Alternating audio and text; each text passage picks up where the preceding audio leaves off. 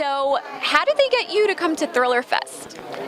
Well, I'm a member of ITW, and I've kind of floated around, been to these a couple times, and just wanted to come back. This year was special because I went on a USO tour in October that was sponsored by ITW, and we were going to have a panel to discuss it. It's one of the, I think, one of the best programs ITW has going for it. Right, right. What was that like?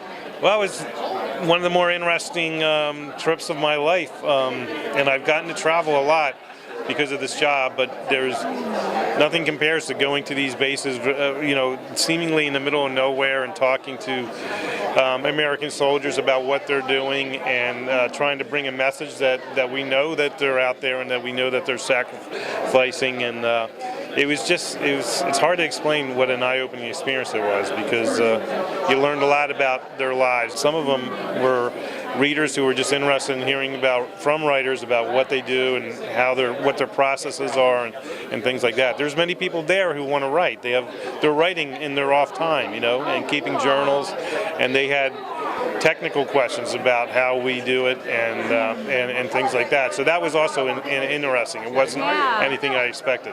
Oh, that's really nice. So you were able to be a mentor to them. I hope so, in a way, yeah.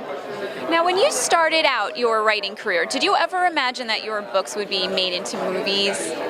No, you just, you keep your head down and just write the story in front of you, write the best story that you can, and you hope for the best. I mean, I would be lying if I didn't say, boy, wouldn't it be nice if some of this stuff happened, but that's not what the main emphasis is when you're in your room by yourself and it's you against the computer and you're writing a story. To even have any kind of hope of any of that kind of extended life of a story, you have to make this story the best thing it can possibly be. And so you keep your head down and just write.